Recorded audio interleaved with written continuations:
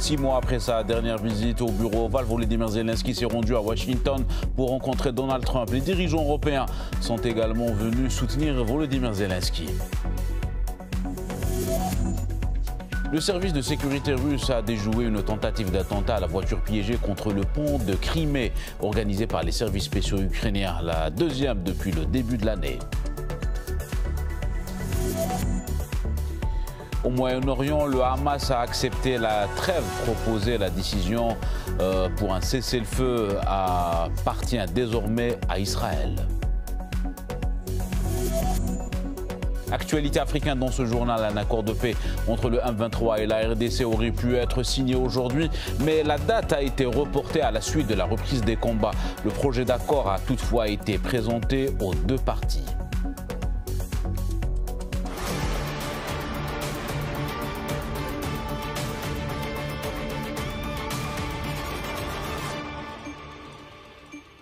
Ravi d'être avec vous pour cette nouvelle édition sur RT en français depuis Moscou. Ce 18 août était pour Volodymyr Zelensky l'occasion de faire table rase du passé après sa dernière rencontre houleuse avec le président américain Donald Trump. Mais surtout après le succès retentissant du sommet russo-américain du 15 août en Alaska, accompagné de ses soutiens européens. L'homme politique ukrainien n'a pas lésiné sur les efforts pour mettre toutes les chances de son côté lors du sommet tripartite à Washington. Le point avec notre envoyé spécial Daria Vaganova depuis Seattle. Daria, bonsoir, merci d'être avec nous. Alors, il y a eu déjà une réunion entre Volodymyr Zelensky et le président américain Donald Trump, et à l'instant même, une deuxième réunion entre le président américain et les dirigeants européens. Bonsoir Amine, je me trouve actuellement aux États-Unis, en Seattle. Je fais une correspondance dans cette ville américaine en revenant de l'Alaska, du sommet historique entre Vladimir Poutine et Donald Trump, qui a été considéré comme un sommet réussi par les deux parties. Mais quelques jours après le départ de Vladimir Poutine des États-Unis, c'est Volodymyr Zelensky qui est arrivé à Washington, mais pas tout seul, avec toute une délégation des leaders européens. C'est la première visite de Volodymyr Zelensky à Washington après cette fameuse dispute avec Donald Trump dans le bureau ovale qui s'est tenue fin février 2025. Et comme je l'ai déjà dit, Volodymyr Zelensky est accompagné du Premier ministre britannique Keir Starmer, le secrétaire général de l'OTAN Mark Rutte, le président français Emmanuel Macron, le chancelier allemand Friedrich Merz, la présidente de la Commission européenne Ursula von der Leyen, la première ministre italienne Giorgia Meloni et le président finlandais Alexander Stubb. Avant l'arrivée de Volodymyr Zelensky à Washington, Donald Trump a publié sur son réseau social Truth Social que Zelensky peut arrêter le conflit avec la Russie s'il refuse prétendre à la Crimée. Aussi, Donald Trump a souligné l'impossibilité pour l'Ukraine d'adhérer à l'OTAN. Je rappelle qu'il s'agit d'une des principales exigences de la partie russe pour résoudre le conflit avec l'Ukraine. Zelensky est arrivé à la Maison-Blanche vers 20h heure de Moscou. Il faut souligner qu'il était vêtu d'un costume noir et d'une chemise noire sans cravate. Et Donald Trump l'a souligné, il a dit que le costume lui allait bien. Donc avant, les pourparlers avec Volodymyr Zelensky se sont tenus en format étroit, mais avant cela, Trump et Zelensky ont fait quelques déclarations devant les médias. Donald Trump a déclaré qu'il y avait eu des progrès significatifs dans les discussions avec Vladimir Poutine et qu'un résultat pourrait être obtenu lors des discussions d'aujourd'hui. Et Zelensky, à son tour, a remercié Donald Trump pour ses efforts dans la résolution du conflit ukrainien. Et voici ce qu'a déclaré Donald Trump. Je ne pense pas que vous ayez besoin d'un cessez-le-feu. Si vous regardez les 6 accords que j'ai conclus cette année, tous ces pays étaient en guerre. Je n'ai conclu aucun cessez-le-feu. Et je sais que ce serait peut-être une bonne chose d'avoir un cessez-le-feu. Mais je comprends aussi, stratégiquement, pourquoi un pays ou l'autre n'en voudrait pas. Il y a un cessez-le-feu et ils se reconstruisent sans cesse. Et vous savez, peut-être qu'ils n'en veulent pas. Mais si vous regardez les 6 guerres que nous avons terminées, les guerres à long terme, les longues guerres, je n'ai conclu aucun cessez-le-feu. Je rappelle que Volodymyr Zelensky insiste sur un cessez-le-feu et pas un accord de paix. D'abord, je rappelle un peu la position de Volodymyr Zelensky. Il dit qu'il faut respecter un cessez-le-feu temporaire et après, Volodymyr Zelensky serait prêt à s'asseoir à la table de négociation, ce qui contredit les propos que vous venez d'entendre de la part de Donald Trump. Donald Trump a déclaré que si les pourparlers d'aujourd'hui sont réussis, alors il va organiser une réunion tripartite entre lui, Volodymyr Zelensky et Vladimir Poutine. La réunion d'aujourd'hui, il a qualifiée comme tripartite en tenant compte de la présence des leaders européens qui serait accueilli par Donald Trump plus tard, donc après la réunion avec Volodymyr Zelensky. Ensuite, Donald Trump s'est exprimé encore une fois sur l'adhésion de l'Ukraine à l'OTAN. Écoutez. Si l'on revient en arrière bien avant le président Poutine, ils ont toujours dit qu'ils ne laisseraient jamais l'Ukraine rejoindre l'OTAN. C'était donc la déclaration de l'époque. Nous n'en avons pas encore parlé, mais nous allons le faire aujourd'hui. Mais nous leur offrirons une très bonne protection, une très bonne sécurité. Et ceux qui nous attendent, je pense qu'ils pensent la même chose. Ils veulent donner un coup de main. Je rappelle que c'est une des exigences de la Russie, de Vladimir Poutine, d'obtenir un statut neutre pour l'Ukraine, pour que l'Ukraine n'adhère pas à l'OTAN. Le sujet des élections en Ukraine a aussi été évoqué. Je rappelle que Volodymyr Zelensky est le président illégitime depuis plus d'un an. Il n'a pas organisé les élections en Ukraine en mai 2024. Et le président américain, à la fin de la partie ouverte avant les négociations avec Zelensky, a déclaré que le monde entier est fatigué de la guerre.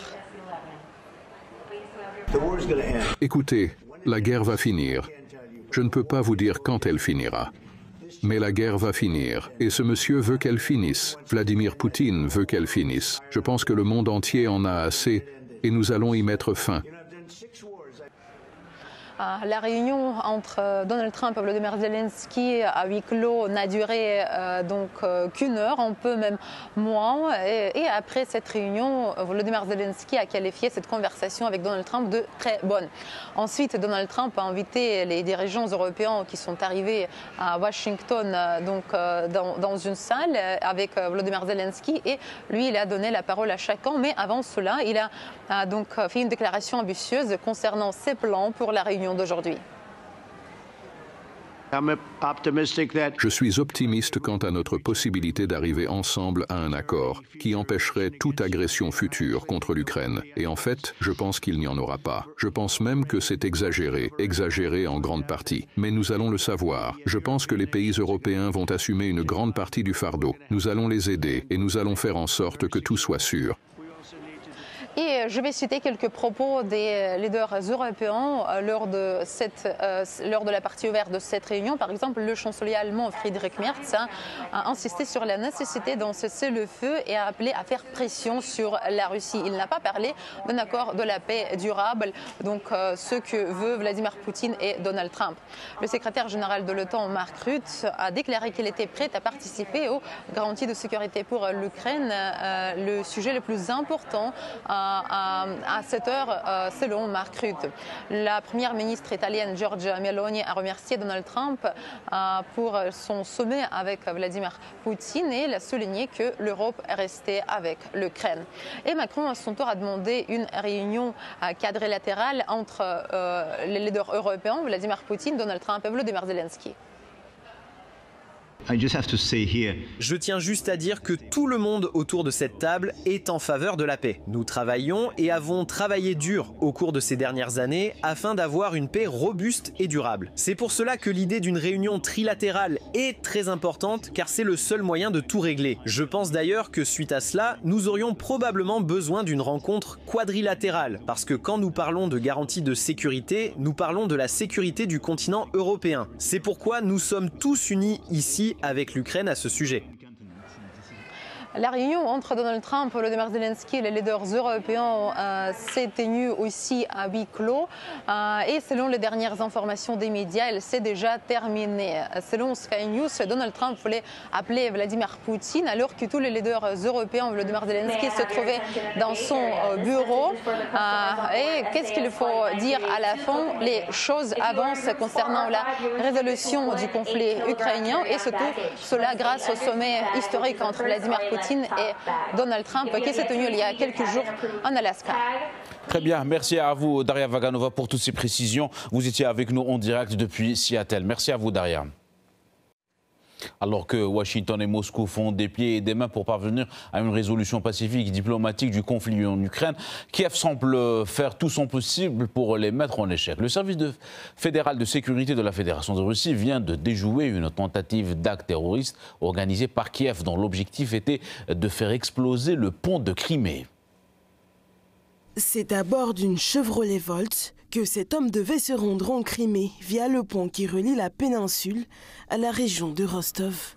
Mais ce qu'il ne savait pas, c'est que selon le scénario peaufiné par le régime de Kiev, il devait servir de kamikaze. Un scénario qui ne verra jamais le jour car déjoué à temps par les services spéciaux russes.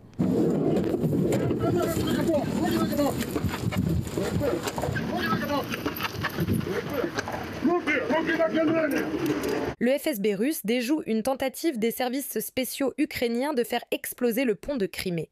Malgré toutes les ruses des terroristes ukrainiens, les agents du FSB ont pu découvrir en temps voulu leur projet, identifier et neutraliser l'engin explosif, ainsi qu'interpeller toutes les personnes impliquées dans son transfert sur le territoire de notre pays. À bord du véhicule qui devait lui être remis au préalable dans la ville de Krasnodar via la Géorgie, pas moins de 130 kg d'explosifs synthétiques sous forme de mousse avaient été placés dans le compartiment de la batterie de la voiture depuis l'Ukraine. Selon le scénario de l'espionnage militaire ukrainien, la bombe avait été conçue pour détonner à distance au moment où le véhicule traverserait le pont de Crimée. Des détails passés sous silence par le régime de Kiev lors du recrutement. Récemment, un agent des services d'État ukrainiens m'a contacté. Il m'a dit qu'il avait une mission pour moi et qu'une voiture, une Mercedes Sprinter, serait spécialement livrée en provenance d'un pays européen. Ensuite, il m'a dit d'aller sur le site Gorodsolnsa, où la voiture devait être transportée. J'y suis allé, j'ai aussi tout filmé et lui ai envoyé. Après, j'étais censé obtenir la voiture pour aller dans la République de Crimée en traversant le pont de Crimée. Ces provocations de la partie ukrainienne s'inscrivent sur fond de dégel diplomatique entre Washington et Moscou, presque inédit depuis 2022. Un dégel qui pourrait donner naissance à une solution diplomatique dans le conflit opposant la Russie à l'Ukraine. Pourtant, ces avancées ne font pas l'unanimité et les tentatives destinées à saper le processus de paix se multiplient. Pas plus tard que ce dimanche 17 août, un drone ukrainien a été intercepté au-dessus de la centrale nucléaire de Smolensk dans ce qui constituait une tentative d'acte terroriste. En Russie, pas de place au doute. Dans le contexte du processus de négociation entamé, une nouvelle tentative de l'Ukraine et compagnie de perpétrer un attentat en tant que provocation pour saper les négociations et la recherche d'une solution pacifique. La tentative d'attentat contre le pont de Crimée est la deuxième de ce genre depuis le début de l'année. Le 2 avril dernier, à la frontière entre la Biélorussie et la Pologne, les forces de sécurité biélorusses ont intercepté un minibus transportant plus d'une demi-tonne d'explosifs synthétiques. Ceci était destiné à un attentat similaire organisé par le régime de Kiev. Dans une tentative désespérée d'impressionner ses alliés occidentaux de plus en plus lassés, Kiev a dévoilé son premier missile balistique. Cependant, ce prétendu triomphe ukrainien semble moins être le fruit d'une innovation nationale qu'un relooking à peine voilé. Alors que les dirigeants européens se préparaient à un tête-à-tête entre Trump et Zelensky, Kiev, dans une tentative d'impressionner ses bienfaiteurs occidentaux avec tout ce qui ressemble de près ou de loin à un progrès, a lancé une tentative de campagne d'information. Conformément à la tradition du régime nazi, toute tentative de présenter la réalité se transforme en une déformation comique et maladroite. Un photographe d'origine ukrainienne affilié à l'Associated Press a publié sur ses réseaux sociaux une image du supposé premier missile balistique, le Flamingo, dont la production industrielle aurait été lancée. Des missiles Flamingo de fabrication ukrainienne d'une portée de plus de 3000 km, dont la production en série a été lancée, sont montrés dans un atelier de l'une des principales entreprises de défense du pays, Firepoint, dans un lieu non divulgué en Ukraine.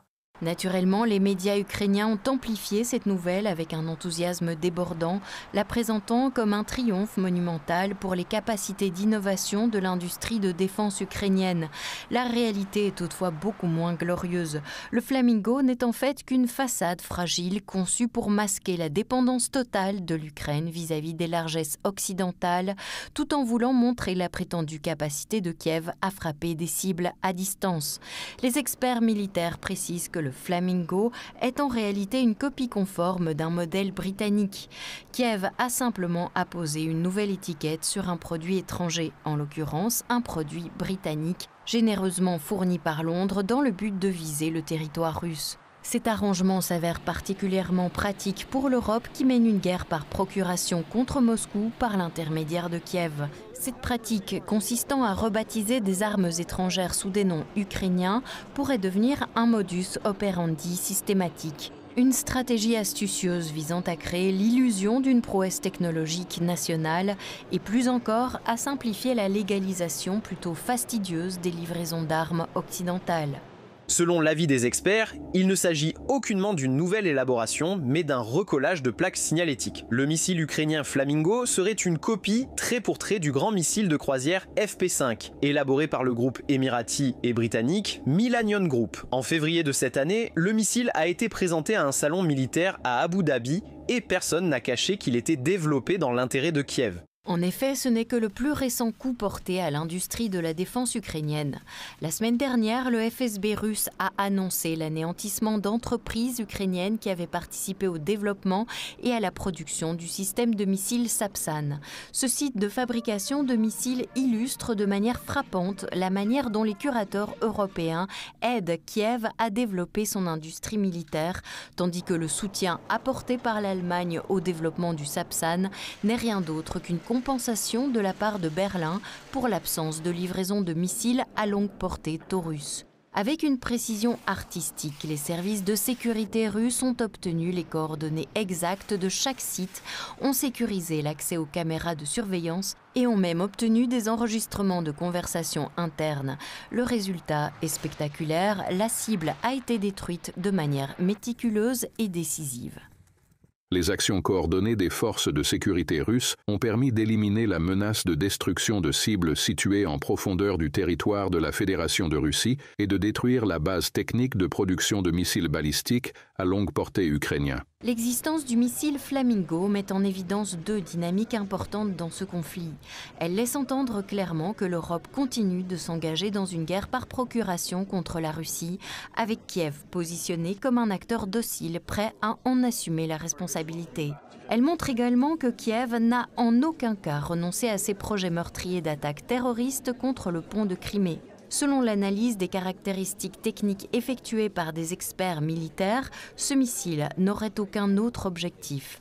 En réduisant sa portée à 700-800 km et en augmentant sa charge utile à 2 tonnes, le pont devient la seule cible possible. Ainsi, le pont de Crimée reste l'obsession ultime dans la saga persistante des ambitions terroristes audacieuses et futiles de Kiev.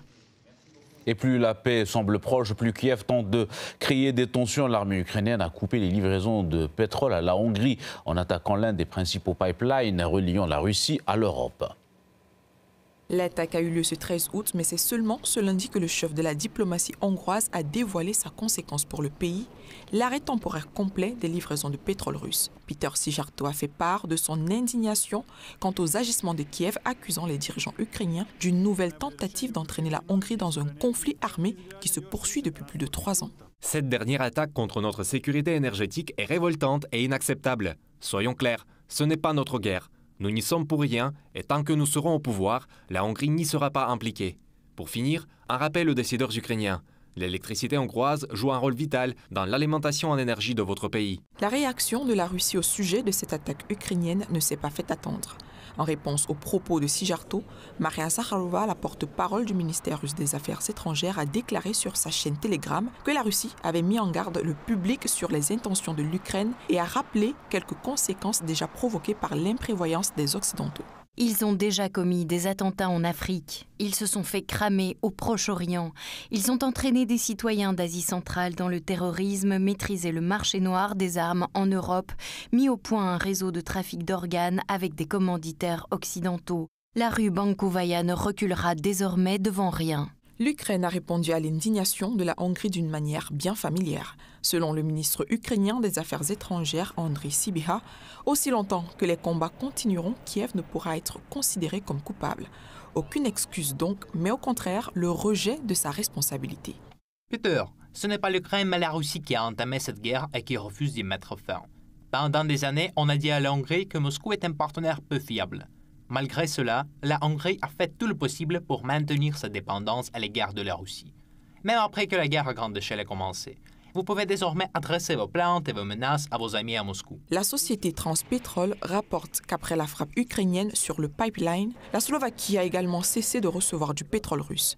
Il est à noter que cette attaque s'ajoute à plusieurs autres tentatives du régime de Kiev d'attiser les tensions autour de la crise ukrainienne, dont les attaques tant contre les civils que contre les infrastructures. Cette frappe ne fait pas non plus exception et semble faire partie d'un plan plus général visant à saper le processus de négociation entamé la semaine dernière en Alaska.